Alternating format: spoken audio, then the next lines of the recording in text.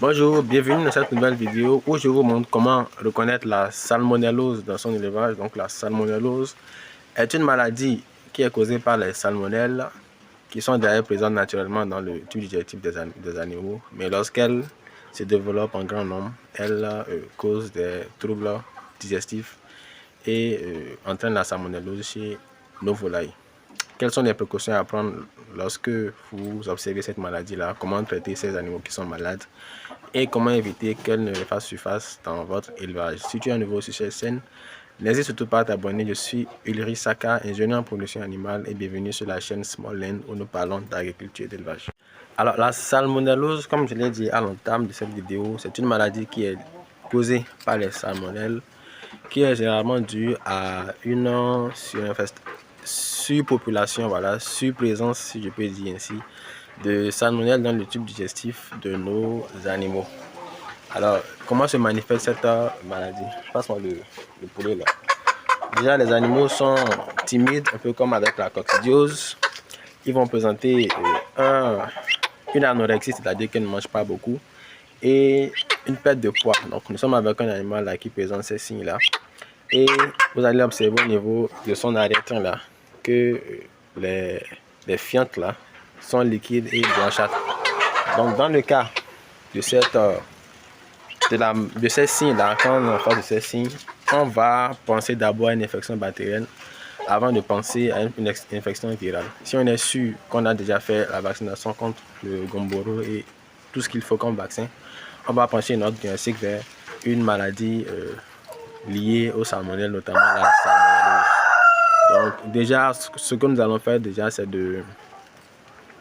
d'isoler les animaux qui sont malades comme d'habitude pour éviter que ces salmonelles-là ne se prolifèrent sans cesse, sans cesse. Vider le copeau, comme avec la coccidiose bien sûr, pour éliminer les spores de ces parasites-là et diminuer leur population. Donc on va changer le copeau par un nouveau copeau. Ensuite, nous allons procéder à un traitement anti-parasitaire, notamment à base avec du trizulmicine, comme d'habitude, qui est non seulement efficace contre la coccidiose, mais également efficace contre la salmonellose. C'est l'un des meilleurs que j'ai déjà utilisé. Donc, les sujets malades seront mis à quarantaine et traités à dose curative, conformément à ce qui est écrit sur l'emballage. Et les sujets qui sont porteurs sains, qui ne présentent pas les manifestations de cette maladie, seront traités à dose préventive et au bout de 3-4 jours, vous allez voir que ça va s'améliorer, les animaux vont commencer par manger. Si vous n'avez pas la possibilité d'avoir du trizulmicine dans votre pays, dans votre région, vous pouvez traiter les animaux avec de l'oxytétracycline 50% qui est buvable aussi, et il faut juste respecter les doses. La seule